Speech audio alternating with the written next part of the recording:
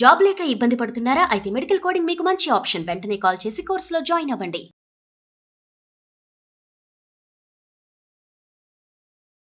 నమస్తే రమ్మగారు. నమస్తే జయ. రమ్మగారు, బాగా తెలివిగా ఉన్నవారు వాళ్ళ స్టోరీలు చెప్తూ ఉంటారు కదా. తెలివి తక్కువగా ఉన్నవారి స్టోరీలు భలే ఫన్నీగా కూడా ఉంటాయి కదా. అలాంటిది ఎవరికో ఏదైనా చెప్పా. ఒక కథ చెప్పండి. ఇదివరకు కొన్ని చెప్పుకున్నాం కదా మనం. ఓ ఊళ్ళో పానకాలని ఒక ఆయన ఉండేవాడు. ఆయన అనుకోండి, ఒక కుర్రాడు అనుకో. వాడు ఏదో కొంచెం సుమారుగా ఉండేవాడు. అంత తెలివైన వాడు కాదు, ఒట్టు వెరుబాగులాడా అనేవాళ్ళు వాళ్ళ ఊళ్ళో. ఆ ఊళ్ళో ఏం పని దొరికేది కాదు. సరే ఏమనుకున్నాడు, కొంచెం దూరంగా ఓ రంగాపురం అనే ఊరుంది. ఆ ఊరు పోదామని బయలుదేరాడు. అక్కడ ఏమైనా పని దొరుకుతుంది అని నడుచుకుంటూ పోయాడు. అప్పుడు ఏముంది, పల్లెటూళ్ళలో ఇవే కదా. అవును. నడిచాడు నడిచాడు నడిచాడు నడిచాడు. సరే ఆ ఊళ్ళోకి ప్రవేశిస్తూనే కొంచెం ఒక 10 అడుగులు ముందుకెళ్ళంగానే ఇళ్ళు మొదలైపోయింది. ఊర్లలో గమనించండి, ఊళ్ళోకి వెళ్ళగానే మనకేం ఇళ్ళు వాకిళ్ళు కనపడవు.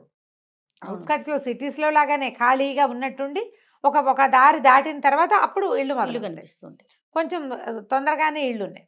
ఓ ఇంటి వాకిట్లో ఒక ఆయన ఓ దున్నపోతుని తోకపుచ్చుకుని దాని వెనకాల తిరుగుతూ అది అటు ఇటు గింజుకుంటుంటే, ఈయనవే ఈయనవే తొందరగా ఈయనవే అని దాని వెనకాల పెడుతున్నాడు. దున్నపోతు ఆ దున్నపోతు అదేమో తోక విదిలించుకుంటూ తన్నడం గిన్నడం చేయటల్లా పాపం. తోక విదిలించుకుంటోంది, అటు ఇటు ఇటు ఇటు తిరుగుతోంది. ఎప్పటికీ ఇంతవే 100 రూపాయలు పోసుకొన్నాను నేను నిన్ను, నీ మొహమండా అని తిడుతున్నాడు దాన్ని. అక్కడి నుంచి ఆ తోక విదిలించుకోవడానికి ట్రై చేస్తోంది. ఇది చూస్తున్నాడు. వీడికి చూస్తూ చూస్తూ వాళ్ళకి అప్తే రేపు ఏంటుంది ఏమిటి అని చూస్తున్నాడు. వీడి తెలివితేటలు అవి. అక్కడి నుంచి ఏం చేశాడు, ఛీ నీతోటి ఇట్లా కాదు, నిన్న రాత్రే నువ్వు పిల్లని పెడతావని చెప్పాడు నిన్ను నమ్మిన వాడు. పెట్టలేదు నువ్వు, ఇవాళ కూడా పెట్టట్లేదు.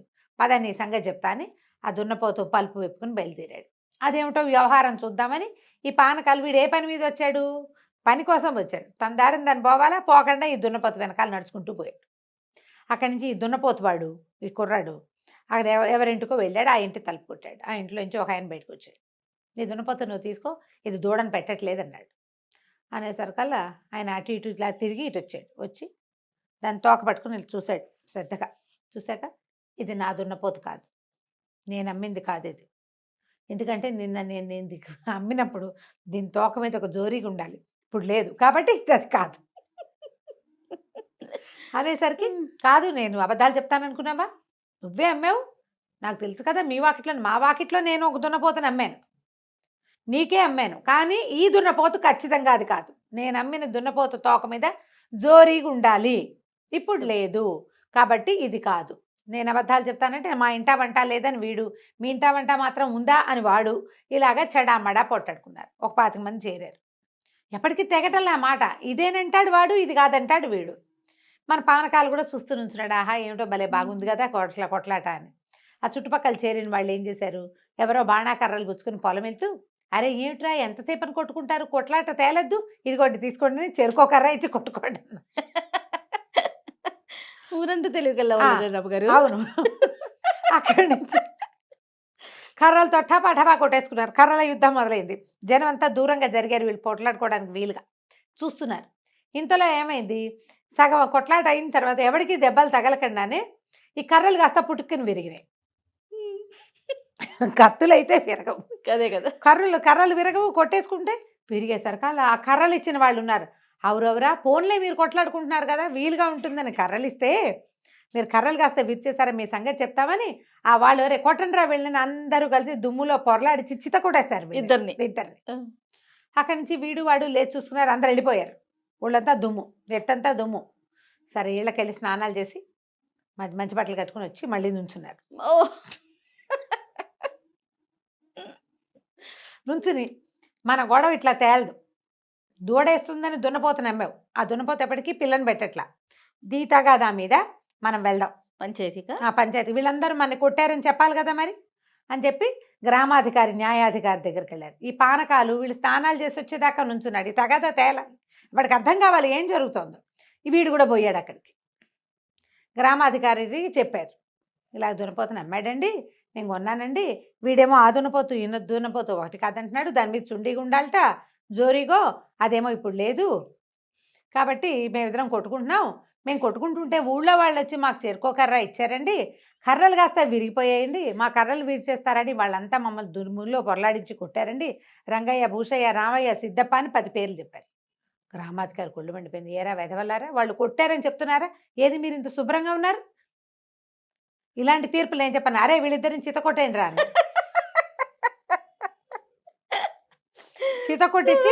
చితకొట్టిన తర్వాత దుమ్ములో పొరలాడిచ్చి నుంచోబెట్టారు. మరి సీక్వెన్స్ కరెక్ట్గా ఉండాలి కదా. సీన్ రీకన్స్ట్రక్షన్ చెయ్యొద్దు. రీకన్స్ట్రక్షన్ తర్వాత దుమ్ము నెత్తి మీద వీపు మీద యథాప్రకారంగా దెబ్బలు. స్నానం చేశాక కొంచెం రిలాక్స్ అయ్యారు, మళ్ళీ పడ్డాయి దెబ్బలు. నుంచినాక ఇప్పుడు చెప్పండి మీ సంగతి ఏంటో. ఇప్పుడు కరెక్ట్గా సీక్వెన్స్ కరెక్ట్ కాదు. వీళ్ళిద్దరు మొహమాలు చూసుకున్నారు. ఇప్పుడు ఒట్టిగా తన్నులు తిన్నాం. దున్నపోత సంగతి చెప్తే ఇంకెన్ని తన్నులు తినాల్సి వస్తుందో తీర్పు కోసం. వద్దులే వెళ్ళిపోదాం అనుకున్నారు. సైకిల్ చేసుకున్నారు. సరేలే ఏం చేస్తామని ఎవరి దారిని వాళ్ళు బయలుదేరారు. మన పానకాలు కూడా వాళ్ళ వెనకాల బయలుదేరి ఆ మొదట దున్నపోతుని కొనుక్కున్నవాడు ఉన్నాడు కదా, వాడిని అన్నాడు, ఎందుకన్నా ఇంత గొడవ, దూడని ఇవాళ వేయింది రేపు వేయదు, 2 రోజులాగా అదే పెడుతుంది దూడని. దున్నపోత అనగా ఏముంది, దూడని పెట్టక అది ఏం చేస్తుంది, రేపో ఎల్లుండో పెడుతుందిలే, అనవసరంగా ఇంత గొడవ చేసుకుని దెబ్బలు తిన్నావు నువ్వు అనేసరికల్లా వాడు సంతోషించాడు. చాలా మంచివాడివిరా నువ్వు, నాకు మంచి ఐడియా చెప్పావు, ముందే చెప్పుంటే అసలు ఈ కొట్లాటకు వెళ్ళకపోయేవాడిని, ఇంకో 2 రోజులు చూసేవాడిని, దాన్ని నీకేమైనా పని కావాలంటే నేను చూపిస్తానని ఈ మహా తెలివైన పానకాలను కూడా పెంపడుచుకుని తీసుకుపోయాడు. ఆ ఊళ్ళో వాడికి తప్పకుండా పని దొరుకుతుంది. అంతే కదా, అందరూ మహా తెలివైన వాళ్ళు కదా. బాగుంది. తెలివిగల్ల వాళ్ళ కథలు. ఇప్పుడు ఏంటంటే అవతల వాళ్ళని ఫూల్స్ని చేయటం కష్టం, అందరూ ఫూల్సే అయితే ఏముంది. ఇలాంటి ముల్లా నసరుద్దీన్ కథ కూడా ఒకటి ఇలాంటిది ఉంటుంది. ఆయనకి గాడిదలు ఉన్నాయట నసరుద్దీన్కి. పక్కింట్లో వాళ్ళు ఎవరో ఒక ఆయన మన ఇంట్లో ఏదైనా 2-3 బళ్ళు ఉన్నాయి అనుకో, పక్క వాళ్ళకి అవసరం వస్తే మీ బండి తాళాలు ఇవ్వండి అని అడగరు. అవును. కంచర్ గాడిదలు 2-3 ఏమో బయటికి పంపించేశాడు. వాళ్ళ అబ్బాయి వాళ్ళు వేసుకెళ్ళిపోయారు. ఒక్క గాడిదని పక్కింటి ఆయన వచ్చి, ముల్లా గారు నేను బయటకు వెళ్ళాలి, మీ గాడిదని కొంచెం అరివిస్తారన్నాడు. లేదు మా ఇంట్లో మా గాడిద అన్నాడు. ఇలా 2-3 సార్లు మాట్లాడుతుంటే అందరూ మాట్లాడుతున్నారు, గడ్డి ఏమైనా తెచ్చారని ఆ పక్కన సందులో కట్టేస్తున్న కంచర్ గాడిద ఓనర్ పెట్టంగానే ఆయన అడిగట, అదేంటండి మీరు గాడిద లేదన్నారు, మీ గాడిద అరుస్తుందంటే నువ్వు ముల్లా నమ్ముతావా గాడిదని నమ్ముతావా అని అడిగట ఆయన. ఎవరిని నమ్ముతావు, అదే కదా. అప్పుడు ఆయన ఇంకేం అనలేకపోయాడు, ఆయన తెలివది వెళ్ళిపోయాడు. ఇలాగే ఉంటాయి కథలు తెలివి తక్కువ వాళ్ళకి. చాలా బాగుంది. ఎక్కడో చెప్పండి రమ్మగారు, వెళ్ళొద్దాం ఒకసారి. మన కూడా అలా చేసేస్తారు వాళ్ళు. ఏదైనా మంచి కథ ఒకటి చెప్పండి రమ్మగారు. బ్రహ్మరాక్షసుడు కథ చెప్తా. మంచి కథే, కానీ మీరు చెప్పే మీ రాక్షసులు అందరూ బాగుంటారులేండి. మా రాక్షసులు మంచి వాళ్ళు. అవును. చందమామల బ్రహ్మరాక్షసుల కథలన్నీ బాగుంటాయి. అవును రమ్మగారు, క్రూరంగా ఉండవు. మీ రాక్షసులు అందరూ మంచి వాళ్ళండి. అలాగనే కొంచెమే కేకలేస్తారు, ఎక్కువ అంతే. పూర్వం అట ఒక ఊళ్ళో ఒక భాగ్యవంతుడు ఒక ఆయన ఉండేవాడు. ఆయనకి ఎన్ని వేల ఎకరాల పొలాలో ఉన్నాయి. కానీ భాగ్యవంతుడికి ఒక పిసినారితనం ఉంది. పని వాళ్ళకి డబ్బులు ఇవ్వడం ఇష్టం ఉండదు ఆయనకి. పాలేళ్ళకి డబ్బులు ఇవ్వాలంటే ప్రాణం పోతుంది. పొలాలు ఉన్నాయి, మరి పొలం వ్యవసాయం చేయాలంటే కూలీలను పెట్టద్దు, మరి దున్నాలి, దమ్ము చేయాలి, నాట్లు వేయాలి, ఆ తర్వాత ఏదో మందో గిందో చల్లాలి, మరి తర్వాత ఇవి తీయాలి, ఏమంటారు కలుపు తీయాలి, ఆ తర్వాత ఎన్ని పనులు, నీళ్లు పెట్టాలి, నీళ్ళు ఆపాలి, తర్వాత కొయ్యాలి, తర్వాత కట్టేతలు, తర్వాత నూర్పిళ్ళు, చిరగటాలు గిరగటాలు, ఎన్ని పనులు. మొత్తం ఈ ప్రోగ్రాం అంతా మనుషులతోటే నడుస్తుంది. వ్యవసాయం ఒక చేతిలో మన ఇంట్లో మనం ఓమని మనీ ప్లాంట్కి నీళ్ళు పోసుకోవడం కాదు కదా, బోళ్ళంత పని ఉంటుంది. ఈ పనులన్నిటికీ డబ్బులు ఇవ్వడానికి ప్రాణం ఒప్పేది కాదు ఆయనకి. ఏదో ఒకళ్ళో ఇద్దరో పని వాళ్ళు ఉండేవాళ్ళు, వాళ్ళే ఎలాగోలాగా చేసేవాళ్ళు, ఇంత అయ్యేది కాదు. అయితే ఎకరాలకు ఎకరాలు బీడు పట్టిపోయి ఉండేది ఆయనకి, పనివాళ్ళు లేక. వాళ్ళ ఆవిడ చాలా తెలివిగలది, కానీ ఈయన్ని లొంగదీయలేక ఆవిడ ఊరుకునేది. అయితే ఏమైంది, ఆయన చాలా దుఃఖంగా ఉండేది. ఆయనకి పొలాలన్నీ బీడుబట్టిపోతున్నాయి, ఏవి పంటలు లేకుండా పోతున్నాయి, డబ్బులున్నాయి, ఇంకా ఆయన దగ్గర క్యాష్ కూడా బోల్డంత ఉంది, పొలాలు కూడా ఉంటే బాగుంటుంది అంతే. అయితే ఏమైంది, ఓసారి చాలా చింతాక్రాంతుడుగా కూర్చుని ఉన్నాడు ఆ పొలం దగ్గర. ఓ సన్యాసి ఆ దారైపోతూ, ఏమినైనా అలా బాధపడుతున్నావు ఏమిటి అని అడిగాడు. ఈ ఉచితంగా వస్తాయిగా బావిలోంచి మంచినీళ్ళు తీసి ఆ సన్యాసికి కాసిన మంచినీళ్ళు తాగడం పోయించి, చెట్టుకి ఏదో కాయ అంటే ఒక కాయ కోసి చేతిలో పెట్టి కూర్చోబెట్టాడు. నాకు చాలా సమస్యగా ఉందండి, పని వాళ్ళని పెట్టుకోలేకపోతున్నాను నేను, మరి సులువుగా పని అయిపోయే ఉపాయం ఏమో కనిపించట్లేదు, దాంతో చాలా కష్టపడుతున్నానంటే ఆ సన్యాసి మంచినీళ్ళు ఇచ్చాడు, మామిడికాయ కోసి ఇచ్చాడని ఓ మంత్రం చెప్పాడు. ఈ మంత్రం చదువు, ఒకడు వస్తాడు, వాడితో నీకు కావలసిన పని చేయించుకో, ఏ పని చెప్పినా చేస్తాడు అని చెప్పి ఆ మంత్రము ఉపదేశం చేశాడు. ఈయన బాగానే ఉంది. తెల్లవారి ఇంట్లో కూర్చుని మంత్రం పునశ్చరణ చేశాడు. ఇన్ని వేలు చేయాలని ఉంది లెక్క. ఆ అన్ని వేలు అయ్యాక ఢామ్ అని పెద్ద శబ్దం అయ్యి పెద్ద బ్రహ్మాండంగా ఉన్నటువంటి భీకరాకారుడు ఒకడొచ్చి ప్రత్యక్షమయ్యాడు. ఏం కావాలో చెప్పు, పని చేయాలి నాకన్నా, నువ్వేం పని చెప్తే ఆ పని చేస్తా. అయితే మనకు అదంతా మన పొలమే, ఆ పొలం అంతా దున్నాలన్నాడు. సరే అన్నాడు. ఈయన ఏమనుకున్నాడు, కాస్త ఇంతంగా కూర్చుని మజ్జిగ తాగుదాం అనుకున్నాడు. ఆయన పీటేసి కూర్చుని ఏమే మజ్జిగతే అనే లోపల బ్రహ్మరాక్షసుడు వచ్చేసాడు. వాళ్ళ ఆవిడ ఇంకా మజ్జిగ చిలుకుతుంది, చిన్న గ్లాసులో పోస్తుంది. వచ్చేసి దున్నేసా అన్నాడు. ఎవడు అప్పుడే దున్నేసా బాంట? దున్నేసాను, కావాలంటే చూసుకో. మేడెక్కారు. పైనుంచి చూస్తే పొలం అంతా దున్నేసి జాలుగా కనపడుతుంది. 1000 ఎకరాలు 1000 ఎకరాలు దున్నేశాడు. అక్కడి నుంచి ఈయన అన్నాడు, సరే నేను మజ్జిగ పుచ్చుకుని మిగిలిన పనులు చేసుకునే లోపల దమ్ము చేయాలిగా, ఒట్టిగా దున్నితే ఎలాగా, నీళ్లు పెట్టి అంత దున్ని లూజ్గా చేయాలి. ముందు దున్నాలి జాళ్ళు, తర్వాత అది దమ్ము. అలాగే అన్నాడు. బ్రహ్మరాక్షసుడు వెళ్ళిపోయాడు. ఈయన మజ్జిగ దాగి స్నానం చేసి వస్తానని గావంచా భుజాన వేసుకుని వెళ్ళాడు. ఈయన ఇంకా ఒక నూతులేంచి వచ్చి ఏదైనా తోడలా బ్రహ్మరాక్షసు మళ్ళీ డింగమని వచ్చాడు. మనకు దొరికితే బాగుండు కదా. భలే ఉంటుంది అమ్మగారు. దున్నేశాను, మా దమ్ము కూడా చేసేసా. నీళ్లు పెట్టి నేలంతా నానబెట్టాలి.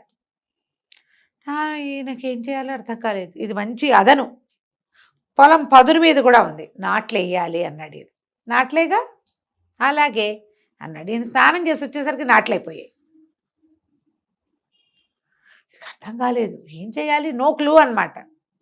సరే నాట్లు కూడా వేసేసాడు. పని చెప్పు. నాట్లేసాక ఇప్పుడు బ్రహ్మరాక్షసుడు అంటే క్షణంలో చేస్తాడు, కానీ ఆ నాటుకున్న పొలము ఎదగాలి, ఎంత పని ఉంది మరి. అది 2 నెలలు ఎంతో పడుతుంది. 1 నెల పట్టాక కలుపు వస్తుంది, ఇంకో నెల పోయాక కంకలేస్తాయి, అప్పుడు ఎరువు కొట్టాలి, ఇంకో నెల పోయాక అప్పుడు కదా ఎదకొచ్చేది, పైకి వచ్చేది, పొలం పైరు మీదకి వచ్చేది, ఆ తర్వాత నెల కోసేది. ఈ లోపల పని చెప్పు అని చంపేస్తున్నాడు వీడు. అర్థం కాలేదు దీనికి ఏం చేయాలో. పని చెప్పకపోతే వాడు ఈయన విరుచుకు తినేలాగా ఉన్నాడు. గబగబా లోపలికి వచ్చాడు, భార్యను పిలిచాడు. ఏమే మరేమో సన్యాసి ఒక మంత్రం ఇచ్చాడు, ఆ మంత్రంతో ఈ మనుషులు బెడద లేకుండా ఓ బ్రహ్మరాక్షసుడు వచ్చాడు. వాడినేమో పని చేయమన్నాను, వాడు దాంతో దున్నేశాడు, తర్వాత ఏమో దమ్ము చేసేసాడు, నాట్లన్నీ వేసాడు. మొత్తం పొలంలో గ్యాప్ లేకుండా మొత్తం 1000 ఎకరాల పొలాలు నాట్లు పడిపోయినాయి. పంట పైకి రావాలి. వీడేమో పని చెప్పమంటున్నాడు, ఏం చేయని అన్నాడు. ఆవిడ మధ్య చిలుక్కుంటుంది లోపల. వాడు నా దగ్గర పంపించండి. బ్రహ్మరాక్షసుడికి చెప్పాడు, మా ఆవిడ ఒక పని చెప్తుందిరా, నువ్వు వెళ్ళి ఆ పని చెయ్యి అన్నాడు. రాక్షసుడికి చెప్పాడు. బ్రహ్మరాక్షసుడు లోపలికి వెళ్ళాడు. అమ్మగారు మధ్య చిలుకుంటుంటే ఏం చేయమంటావు పని అన్నాడు. ఈవిడేం చేస్తుంది, ఇట్లా ఇళ్ళని ఒక వెంట్రుక లాగి ఉంగరాలు చుట్టూ ఆవిడ, దీన్ని స్ట్రైట్గా చేసి పట్టురా, నిన్ను సాఫ్ చేసి పట్టరా. సరేనన్నాడు. అక్కడే కూర్చొని తీసాడు. మళ్ళీ అయిపోతుంది, వదలంగానే అది మేలు తిరుగుతోంది. మళ్ళీ చేశాడు. ఇక ఏం చేసినా వాడి వల్ల కాల, నెలలు పట్టినాయి. కాదు రమ్మగారు, టెక్నాలజీ లేదు, స్ట్రైట్నర్స్ లేవు మరి బ్రహ్మరాక్షసుడు అని చెప్పాము అందుకే. పాతకాలం వాడు కదా బ్రహ్మరాక్షసులు. ఇప్పుడు మన మనుషుల రూపంలోనే ఉన్నారు. అదే కదా, నాన్ టెక్నికల్ రాక్షసులు పాత రోజుల్లోనే ఉండేవాళ్ళు. ఇక వాడు దాన్ని లాగాడు, పీకాడు, తడిపాడు, ఏం చేసినా ఏమీ అవల. అది పుచ్చుకుని ఊళ్ళు తిరగటం మొదలుపెట్టాడు, స్ట్రైట్ చేయించుకోవటానికి. ఇక తిరుగుతూనే ఉన్నాడు. ఈ లోపల వీళ్ళ పంట పైకి వచ్చేసింది. ఈయన కూడా ఇలా రాక్షసుల మీదకి వాళ్ళ మీదకి వెళ్ళకూడదని కూలి, ఇంత పంట వాళ్ళకి ఎలాగూ డబ్బులు వస్తాయి, ఎలాగూ ఇస్తాం. తొలి కాలంలో ఏ పంట లేకుండా డబ్బులు ఇవ్వాలంటే బాధ ఆయనకి. నీకు పంట రావాలంటే ముందు ఎన్ని పనులు ఉన్నాయి, ఎంత ప్రాసెస్ అండి. ఈ ప్రాసెస్ అంతా ఖర్చే కనపడుతుంది. మనం పంట వచ్చాక డబ్బులు ఇవ్వడం మనకి సులువు, పంట కనపడుతుంది కదా. వన్స్ అది చేస్తే గానీ మనం తర్వాత దానికి పెట్టుబడి పెట్టలేకపోతాం. ఆయన రెడీ అయిపోయాడు. ఇతనేమో ఈ బ్రహ్మరాక్షసుడు ఆ పొడుగాటి మెలికలు తిరిగిన నల్లటి వెంట్రుకని పుచ్చుకొని తిరుగుతున్నాడు. కొన్ని నెలలు తిరిగాక ఓసారి ఒక బంగారపు పని వాళ్ళ వాకిట్లో కూర్చుని ఉన్నాడు బ్రహ్మరాక్షసుడి చెట్టు కింద. ఆయన ఓ బంగారాన్ని ఒక ముద్దని కాల్చి ఒక మెషిన్లో పెట్టి దాన్ని ఇట్లా సాగదీశాడు. ఇతను చూస్తున్నాడు ఆశ్చర్యంగా. మళ్ళీ ఆ సాగదీసిన ఇంత కడ్డీని మళ్ళీ మంటల్లో వేశాడు. మళ్ళీ ఆ సాగదీసి అది సన్నగా తీగ చేసుకుంటున్నాడు. కాల్చి సాగదీస్తారు. చల్లారిపోయాక మళ్ళీ కాల్చి మళ్ళీ సాగదీస్తారు. తర్వాత దాన్ని ఒక సన్నటి దాంట్లో పెట్టి నైస్గా లాగి లాగి లాగి లాగి లాగి ఏమనుకున్నాడు బ్రహ్మరాక్షసుడు, హే ఇది చాలా బాగుందని ఆ వెంట్రుకను తీసుకెళ్ళి మంటలో పడేసాడు. సాగదీశాడు. అది భగ్గుమని మండి మండంగానే బ్రహ్మరాక్షసుడు కూడా మాయమైపోయాడు. వాడి పని పాడైతే వాడు మాయమైపోతాడు అనమాట. ఇప్పటిదాకా పని పాడయ్యేవి జరగలేదు. చూడండి ఎంత సింపుల్గా జరిగిపోయింది. ఇక ఆ బ్రహ్మరాక్షసుడు వీళ్ళ ఇంటికి రాలేదు. మనం ఇలాంటిది పింగళవారి పేకి కథ విన్నాం. అవునండి. ఈ వెంట్రుకలు సాగదీయటం కొన్ని సహజంగా జరిగే ఉంటాయి, అవి ఎవ్వరి వల్ల కాదు. కుక్కతో ఒక వంకర. కానీ మానవ ప్రయత్నాలు, మనం ఎవరిదో విపరీత సహాయం కావాలని అనుకోకూడదు. నాకు ఎగ్జామ్లో 100 మార్కులు రావాలని కోరుకుంటారు పిల్లలు. దానికి నువ్వు పని చేయొద్దు. అది కదా. ఎవరైనా ఎగ్జామ్ రాసేసి ఏదైనా విచిత్రం జరిగి రాసేసే పెన్ దొరికేస్తే బాగుండు అలా ఊహించుకునే వాళ్ళని చిన్నప్పుడు. మ్యాజిక్ పెన్ అది అలా పెట్టగానే అదే రాసుకుంటూ వెళ్ళిపోతుంది. కథల్లో చదివి మ్యాజిక్ పెన్ కావాలి, మ్యాజిక్ బుక్స్ కావాలి, మ్యాజిక్ పేపర్స్ కావాలి. ఎప్పుడు మ్యాజికల్తోటి వాటంతటా అవి జరిగిపోయే క్రియలతోటి జీవితం నడవదు. వాటికి మనమే ప్రయత్నం చేయాలి. బంగారానైనా కాల్చి కాల్చి కొట్టి చేస్తేనే సాగుతుంది. అంతే. దాంతో ఏనగైనా చేసుకోవచ్చు కదా. కాబట్టి మనం ఏం చేయాలి, క్రియ సరిగ్గా చేయాలి. ఎప్పుడూ కష్టే ఫలి, ఈ ధ్యాస పెట్టుకుని ఉండాలి. పిల్లలకి చెప్పండి ఈ కథ. కొంచెం ఉద్యోగాల్లో కొత్తగా చేరిన పిల్లలకు కూడా ఈ కథలు చెప్పండి. ఒకసారి మ్యాజికల్గా జరిగిపోయింది అనుకో, సడన్గా జరుగుతుంది. మ్యాజిక్స్ ఎల్లప్పుడూ ఎలా జరుగుతాయి, అంతటితో ఆగిపోతుంది. పైగా బోర్గా కూడా ఉంటుంది. అంత చిటుక్కునైపోతే బోర్ కదా, మరి కదా బోర్ కొట్టేస్తుంది. అలా కాదు, మనం ట్రై చేయాలి, కొంచెం ఫెయిల్ అవుతుండాలి, మళ్ళీ ట్రై చేయాలి, అప్పుడు సక్సెస్ అవ్వాలి, సక్సెస్ని ఎంజాయ్ చేయాలి, సక్సెస్ని ఎంజాయ్ చేయాలి, సక్సెస్ని పంచుకోవాలి, మనని చూసి ఇంకోళ్ళు నేర్చుకోవాలి. ఎంత ఉంది అసలు మనకు కూడా దాని విలువ తెలుస్తుంది కదా. ఎంజాయ్ చేస్తాం అలా కష్టపడి సాధిస్తే కనుక. అవును. రైట్. రమ్మగారు, మీరు బాగా తెలివైన వారు, అలానే తెలివి తక్కువ ఉన్నవాళ్ళు, ఇలాంటి స్టోరీస్ చాలా చెప్పుకున్నాం. ఈరోజు బాగా తెలివైన వాళ్ళు, వారికి సంబంధించిన కథ ఏదైనా చెప్పండి. మనం కొన్ని సినిమాల్లో చూస్తాం, హీరో భలే ఊహించేస్తాడు కదా, ఏం జరిగిందో ఊహిస్తాడు, ఏం జరగబోతోంది కాదు. ఇప్పుడు ఒక సీన్ చూసినప్పుడు ఒక వస్తువు అక్కడ పడిందంటే ఈ వచ్చిన వాడు ఇటు కొడితే అది అక్కడికి వెళ్ళి ఇక్కడ పడింది అనమాట. దాని తర్వాత సీన్ ని ఊహిస్తారు. అవి డిటెక్టివ్ మూవీస్ లో ఎక్కువ చూస్తాం. ఏం జరిగిందో. డిటెక్టివ్ కాదు, హీరోలు సూపర్ బాయ్స్ గా ఉండే హీరోల సినిమాల్లో కూడా ఈ మధ్య 2-3 సినిమాలు నా ఫేవరెట్ డైరెక్టర్ గారి సినిమాల్లో కూడా కనపడ్డాయి. అవి నాకు ఎవరు రమ్మగారు చెప్పను, ఊహించుకోండి. సీన్ బట్టి ఇది ఇలా జరుగుంటుంది అని ఊహించడానికి అనమాట. దాని మీద ఒక మంచి తెలివైన కథ ఒకటి చెప్దాం. ఒక ఊళ్ళో ఒక 3 అన్నదమ్ములు ఉండేవాళ్ళు. చాలా చిన్న పల్లెటూరు అది. అయితే వాళ్ళ అమ్మా నాన్న గతించాక వీళ్ళు ఈ ఊళ్ళో ఉండకూడదు అనుకున్నారు. వాళ్ళు ఏంటంటే పిచ్చి తెలివైన వాళ్ళు. ఊళ్ళో అందరూ వీళ్ళ కష్ట తెలుగులు ఉన్నాయి, వీళ్ళు ఈ ఊళ్ళో ఉండవలసిన వాళ్ళు కాదు, ఇక్కడ మట్టికొట్టుకుపోతారు పల్లెటూళ్ళలో. సిటీలకి పట్టణాలకు వెళ్తే ఈ తెలివితేటలకి రాణింపు వస్తుందని అంటూ ఉండేవాళ్ళు. వీళ్ళు ఏమనుకున్నారంటే అమ్మా నాన్న ఎలాగా లేరు, పెళ్లి పేరెంటం అవ్వలేదు, ఏ పట్టణానికో వెళ్ళి మన తెలివితేటలకు తగిన ఉద్యోగాలు సంపాదించుకుని అక్కడ వివాహం చేసుకుని పిల్లలకి సెటిల్ అవ్వచ్చని భావించారు.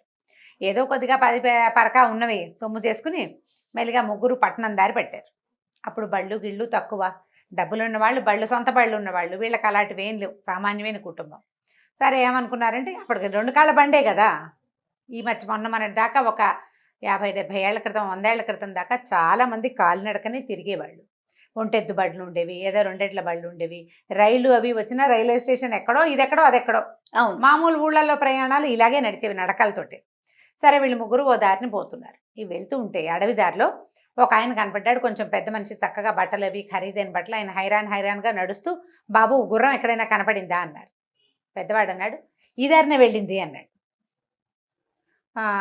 రెండో వాడు అన్నాడు, దాని కుడికన్ను గుడ్డిది కదండి అని అడిగాడు. ఆయన అవునవును ఈ దారే వెళ్ళింది బాబు, తప్పిపోయింది, దాని కన్ను గుడ్డిది, కుడి కన్ను కనపడదు దానికి. సరే మూడో వాడు అన్నాడు, దాని మీద ఓ పిల్లాడు ఉన్నాడు కదండి అన్నాడు. ఈయన అవును బాబు పిల్లాడు ఉన్నాడు, మా పిల్లాడే, ఎక్కడ చూసారో చెప్పండి అన్నాడు. మేము చూడలేదండి అన్నారు 3. అదేమిటి మీరు ఇన్ని గుర్తులు చెప్పారు, చూడకపోవటం ఏంటంటే మా తెలివితోటి చెప్పామండి అన్నారు. అనగానే ఆయన ఒళ్ళు మండిపోయింది. తెలివితోటి గుర్రం ఈ దారే వెళ్ళిందని, అది దానికి ఒక కన్ను గుడ్డిదని, దాని మీద ఓ పిల్లాడు ఉన్నాడని ఎలా ఎలా చెప్తారు? చెప్పారు? ప్రశ్న బాగుంది కదా. మీరే నా గుర్రాన్ని దాచేశారు, నా పిల్లాడిని ఏదో చేశారు, ఇచ్చేయండి నా గుర్రాన్ని నా పిల్లాడిని అని. వీళ్ళు మా తెలీదు, మేము చూడలేదు, తెలివితేటలతోటే చెప్పాం. ఎలా? అక్కడి నుంచి పదండి రాజుగారి దగ్గరికి వెళ్దాం, పట్నం రాజుగారి బిల్డింగ్ దగ్గరలోనే ఉంది అని చెప్పేసి అరిచి కేకలు పెట్టాడు. వాళ్ళు ఎవరో 2-3 వెనకాల పరిగెత్తుకొచ్చారు. అందరూ కలిసి ఈ 3 కుర్రాళ్ళని రాజుగారి దగ్గర, ఆ జమీందారు గారి దగ్గరికి లాక్కుపోయారు. పెద్ద దివాణం అది, 4 పక్కల తలుపులు ఉన్నాయి. ఈ 3 లోపల తీసుకెళ్లారు. ఆయన వచ్చిన ఆయనేమో ఏడుస్తూ, అయ్యా నా గుర్రం మీద నా పిల్లాడు ఎక్కువ ఉన్నాడండి, గుర్రం కాస్త పరుగు తీసేసిందండి, వీళ్ళు కనపడ్డారు, వాళ్ళేమో ఈ గుర్రం ఈ దారినే పోయిందంటారు, పిల్లాడు ఉన్నాడు కదా అంటాడు, దాని కన్ను గుడ్డిది కదా అంటాడు. గుర్రాన్ని ముట్టుకోకుండా చూడకుండా దాని కన్ను గుడ్డిదని ఎట్లా తెలుస్తుందండి? గుర్రం దగ్గరికి వెళ్తే కదా దాని గుడ్డిదని తెలిసేది. అలవాటైన వాడికి తెలుస్తుంది, కొత్త వాడికి దాని కన్ను గుడ్డిదని ఎలా తెలుస్తుంది? వీళ్ళు ఏదో గుర్రాన్ని చేసి నా పిల్లాన్ని మాయం చేసి ఇట్లా చేస్తున్నారని ఆయన ఇలా బోధిబోమని గోలు పెట్టాడు. గోలు పెట్టేసరికి ఈయన ఏమయ్యో చూస్తుంటే మంచి వాళ్ళే ఉన్నారు, చెప్పండి సమాధానం ఎలా చెప్పారు మీరు? మేము చూడలేదని వీళ్ళు బతుకుంటారు అంటే మా తెలివితేటలతో చెప్పామండి అన్నాడు. ఏం తెలివోయ్, అదేం తెలివి, ఇలాంటి విషయాలు ఎలా తెలుస్తాయి తెలివితోటి అనేసరికి ఎందుకు తెలియదండి, గుర్రం కాలు గుర్తులు కనపడుతున్నాయి అంటే అది ఈ దారినే వెళ్ళినట్టు ఒకటి అయిందా. తర్వాత కుడివైపు ఉన్న ఆకులన్నీ ఎడమవైపు ఉన్న ఆకులన్నీ మేసున్నట్టున్నాయి. కుడివైపు చూడలేదు కాబట్టి అది కుడివైపునున్న ఏ గడ్డి అది కొమ్మలు అవి పీకలేదు.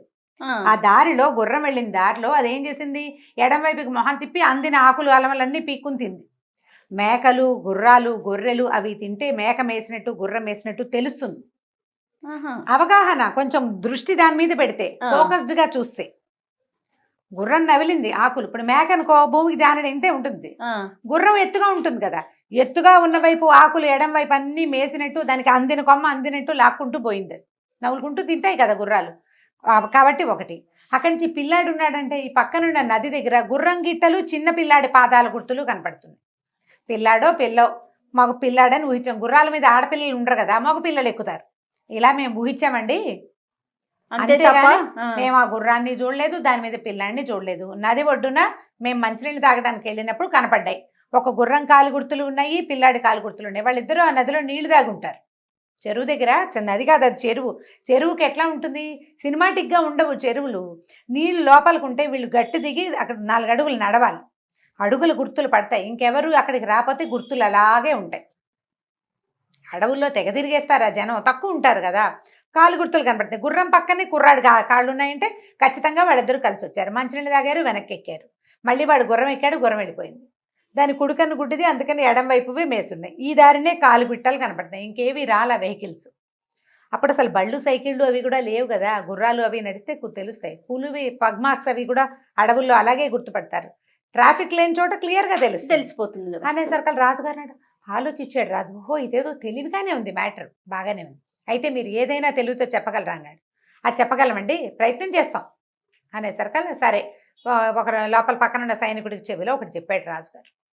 సరే ఒక వాకిలి నుంచి 4 పక్కల తలుపులు ఉన్నాయి కదా దివాణానికి, ఒక సైనికుడు ఒక అట్టపెట్టెతోటి ఒక వస్తువు పట్టుకొచ్చాడు. అందులో ఏమున్నాయో మీ తెలివితోటి చెప్పండి అంటే పెద్దవాడు అన్నాడు, అది కొంచెం తేలికైన వస్తువు అండి అన్నాడు. ఎలా తెలుస్తుంది? మోసేదాన్ని బట్టి, మన అబ్జర్వేషన్కి తెలిసిపోతుందా? అక్కడి నుంచి రెండోవాడు అన్నాడు, అవేవో గుండ్రటివండి. మూడోవాడు చెప్పాడు, మామిడికాయలు అయి ఉంటాయి. ఓపెన్ చేసి చూశారు, ఇంత అట్టపెట్టెలో ఒక 1/2 డజన్ మామిడికాయలు ఉన్నాయి. ఓకే. రాజు ఆశ్చర్యపోయాడు, ఎలా తెలిసిందేని. ఏముందండి అబ్జర్వేషను, బరువుగా ఉంటే అని మోసేవాడు, వాడు ఇలా పుచ్చుకొస్తున్నాడంటే అది బరువు లేదన్నమాట. ఒకటి. అక్కడి నుంచి తెస్తూ ఉంటే వస్తువు కదిలి డరడరని శబ్దం వస్తుంది. గుండ్రటివి కాబట్టి కదులుతాయి. బల్లపరుపుగా ఉండే వస్తువు అయితే కదలదు, గుండ్రటి అయితే కదా దొర్లే, అంతే. దొర్లేని శబ్దం వినపడుతోంది కాబట్టి చెవులు కన్ను పనిచేస్తున్నాయి వాళ్ళకి బాగా ఫోకస్డ్గా. గుండ్రటివి. వాడు తూర్పు వైపు వాకిట్లో నుంచి వచ్చాడు. తూర్పున పెద్ద మామిడి తోపు ఉంది, మామిడికాయల కాలం. వాసన తెలుస్తుంది, అది వాసన తెలుస్తుంది. మామిడికాయ ఫ్రెష్గా తుంపంగానే ఒక 1/2 డజన్ మామిడికాయ తుంపితే దాని సొనవాసన వస్తుంది. అవును. ముట్టుకోకుండా దాన్ని ఓపెన్ చేయకుండా అందులో ఏముందో చెప్పగలిగారు వీళ్ళు. రాజు ఆశ్చర్యపోయాడు, ఇదేం ప్రజ్ఞ. మరి ఇప్పుడు ఆ పిల్లాడు గుర్రం మీద ఉన్నాడు, అతను ఎట్లాగో ఈ పిల్లాడు అన్నాడు, ఈ పాటికి ఇల్లు చేరిపోయి ఉంటారండి. గుర్రము పరిగెత్తల, నడుస్తూ. హ్యాపీగా నడుస్తోంది. దాని కాళ్ళు దూరం దూరంగా పడలేదు, కొంచెం దగ్గరగానే పడ్డాయి. పిల్లాడికి ఇల్లు దారి తెలుసు. వాడు చెరులోకి తీసుకెళ్ళి దీనికి గుర్రానికి నీళ్లు పెట్టాడంటే గుర్రానికి ఇల్లు దారి తెలుసు, కుర్రాడికి ఇల్లు దారి తెలుసు. కాసేపు తిరిగి పెద్దవాళ్ళు వద్దంటారని వాళ్ళకి అందకుండా పరిగెత్తాడు. అది నిదానంగా నడుస్తూ వాటికి ఇంటికి వెళ్ళిపోయి ఉంటుంది అన్నారు. ఇంతలో ఇంటి దగ్గర నుంచి ఒక పాలేరు పరిగెత్తుకొచ్చాడు. అయ్యగారు గుర్రం మీద చిన్నబాబు వచ్చేసాడండి అని. సభలో ఉన్న వాళ్ళంతా ఆశ్చర్యపోయారు. ఊరి వీళ్ళ తెలివి ఎలా ఇంత తెలివిగా ఎలా చెప్పారంటే, ఇందులో తెలివి ఉందా, అబ్జర్వేషన్ ఉందా? అబ్జర్వేషన్ ఉంది. పూర్తిగా అదే. సందర్భాన్ని అబ్జర్వ్ చేసి ఇది అయి ఉంటుంది అని ఊహించగలగటమే తెలివి. అంతే. అస్సలు కంటితో చూడకుండా తెలివిగా ఎలా చేసేస్తారు ఎవరైనాను? కంటితో చూసి అక్కడున్న పరిస్థితులను బేరీజ్ వేసి ఇది అయ్యి ఉండొచ్చు అని చెప్పగలిగేది ఒక రకమైన డిటెక్టివ్ల స్ఫూర్తి, వాళ్ళదే ఆ ఐడియాస్. సో ఈ రాజుగారు వీళ్ళని చాలా ఆశ్చర్యపోయి ఈ ముగ్గురిని తన దివాణాల్లోనే మంచి పనిలో కుదుర్చుకున్నారు. ఏ పెద్ద మంచి తాలూకు కొడుకుని చూసామని చెప్పారు. ఆయనకున్న ఒక పిల్లని ఈ ముగ్గురు అన్నదమ్ముల్లో ఒకడికి ఇచ్చి పెళ్లి చేశాడు కూడా తర్వాత కాలంలో.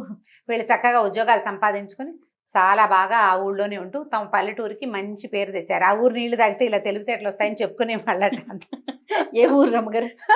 ఏమో తెలివిగల ఊరు ఏదో. అంతే. అది మీ ఊరైనా కావచ్చు, మా ఊరైనా కావచ్చు. అంతే. తెలివితేటలు ముఖ్యం. అదే కదా. బాగుంది, చాలా బాగుందండి. మంచి తెలివి కథ. రమ్మగారు మంచి కథతో స్టార్ట్ చేద్దాం.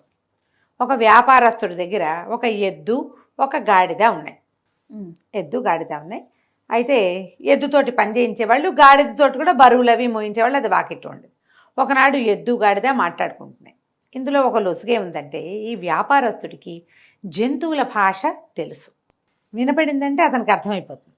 అవి ఏం చెప్తున్నాయో ఏమనుకుంటున్నాయో ఆయనకి తెలుసు. ఒకనాటి సాయంకాలము అతను వాకిట్లో పడుకుని ఉండగా ఎద్దు గాడిద మాట్లాడుకుంటున్నాయి. ఆ ఎద్దు చెప్తోందనమాట, నువ్వెంత సుఖంగా ఉంటావో, హాయిగా ఏదో నీకు నచ్చిన గడ్డి మేస్తావు, నీ మెళ్ళలో తాడు ఉండదు, నీ మీద బరువు ఉండదు. బరువు వేసినప్పుడు వేస్తారు, లేనప్పుడు లేదు. నువ్వు ఎంత నిదానంగా నడిచినా నీ కథ నడిచిపోతుంది.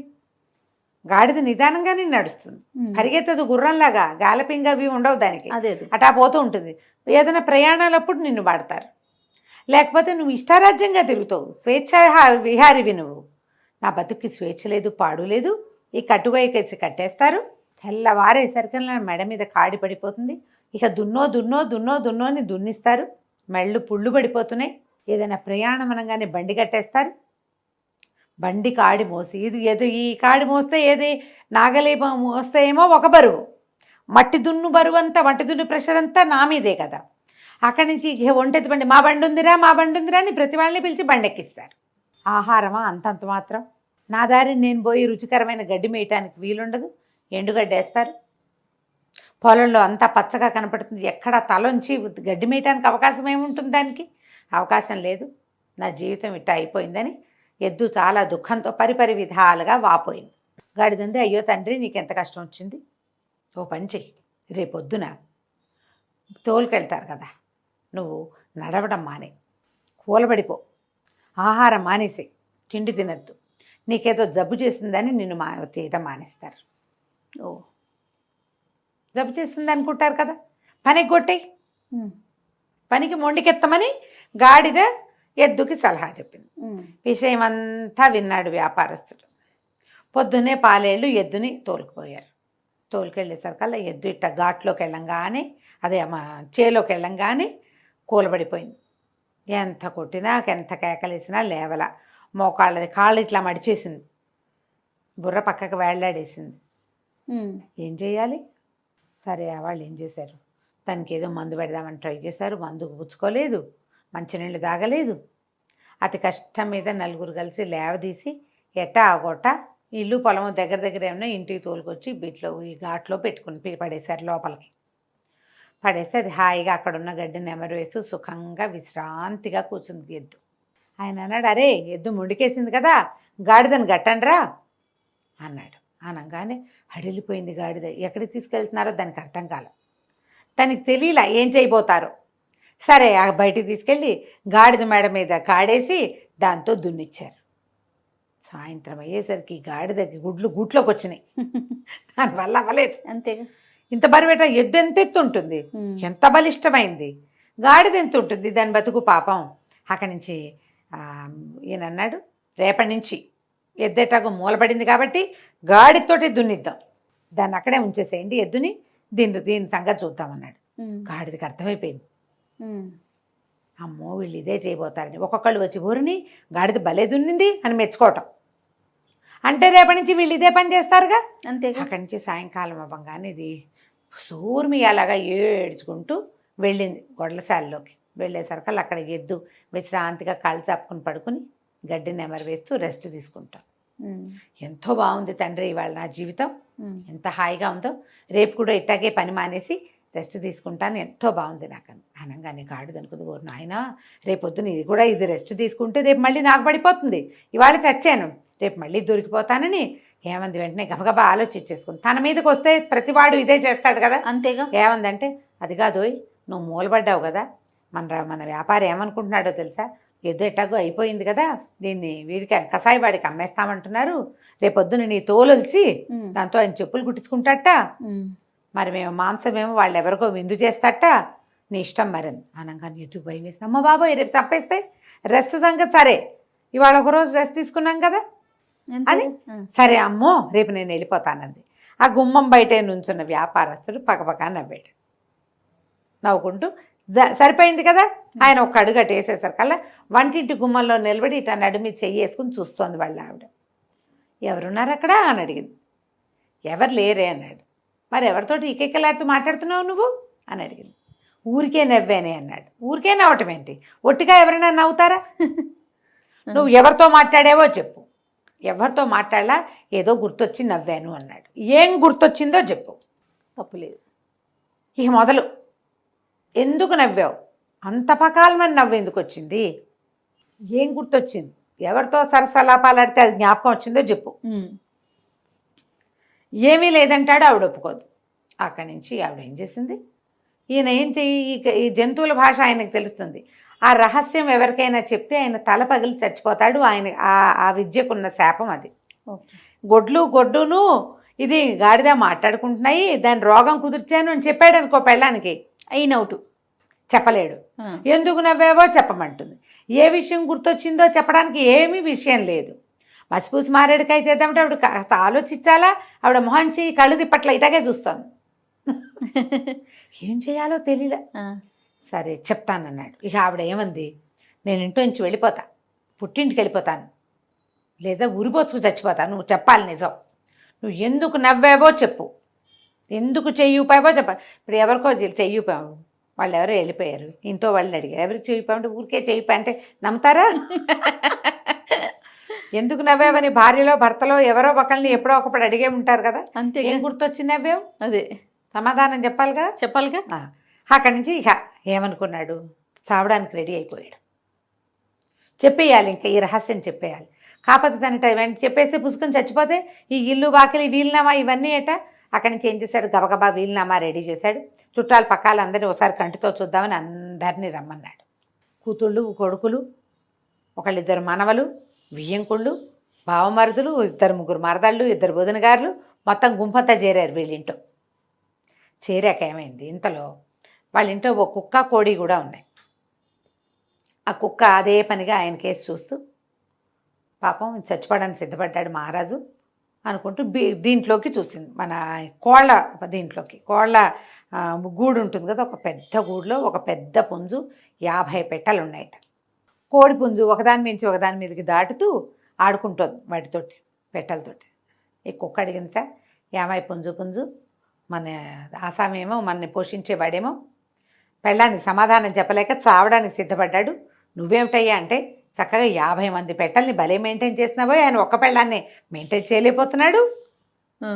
ఒక భార్యకి సమాధానం చెప్పలేక చావడానికి సిద్ధపడ్డాడు. నువ్వు ఒక్కడివి, ఒక్క పుంజుంది, 50 పెట్టెలు ఉంటే ఇన్ని పెట్టెలతోటి సరసలాపాలు భలే బాగా ఆడుతున్నావు నువ్వు, ఏమిటో నీ రహస్యం అంటే. ఏముంది రహస్యం, ఎవరి మెథడ్స్ వాళ్ళకు ఉంటాయి, ఎందు పుంజు. సరే నీ మెథడ్ నీకుందనుకో, నీ రహస్యం నా చెప్పకు. మన యజమాని ఏం చేయాలంటే, ఏం చేయాలంటే లోపల తీసుకెళ్ళి విరగబాదేయాలి పెళ్ళాన్ని.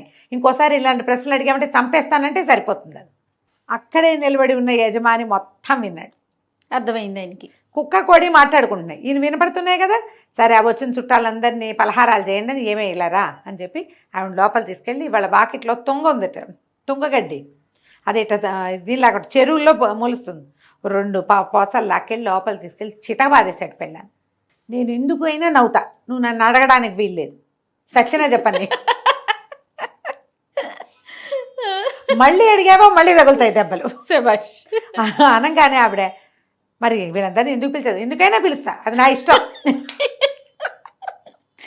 ఏది అడగటట్లేదా? నువ్వేం అడగడానికి వీల్లేదు, కాపురం చేస్తావా దెబ్బలు తింటావా ఏదో ఒకటి చెప్పన్నాడు. ఆవిడేమో నాకు దెబ్బలొద్దు, నేను కాపురం చేస్తా, ఇంట్లోనే ఉంటా, ఎవరికీ చెప్పను. బయటకు వచ్చి అందరికీ పలహారాలు పెట్టేసింది. ఈయన హాయిగా ప్రశాంతంగా ఉన్నాడు. కుక్క కోడి ఎద్దు గాడిదే వాటి పని అవి చేసుకుని ప్రశాంతంగా ఉంది. కథ కంచికి మనం ఇంటి పరిష్కారం ఇలాగే రమ్మగారు. మరి ఏం చేస్తాం, సచ్చినా చెప్పండి, నీ దిక్కుంటాడు చెప్పుకో అనాలి అంతే. ఈ కథలో ఇలా ఉందమ్మా, ప్రతి కథలోనూ ఇలా ఉంటుందని అనుకోకండి. ఈ రోజు కాదు, ఇది అరేబియన్ నైట్స్ ఎప్పుడో రాయబడి ఉన్న కథ, దీన్ని కథగా వినండి అంతే. ఆ రోజు కథ చెల్లింది. మనం పిల్లలకి ఎక్కడ దాకా చెప్పాలి, కుక్క గాడిదే ఎద్దు కథ వరకు చెప్పాలి. ఒకళ్ళ పనులలో ఇంకొకళ్ళు జోక్యం అంతే కల్పించుకోకూడదు. అంతే.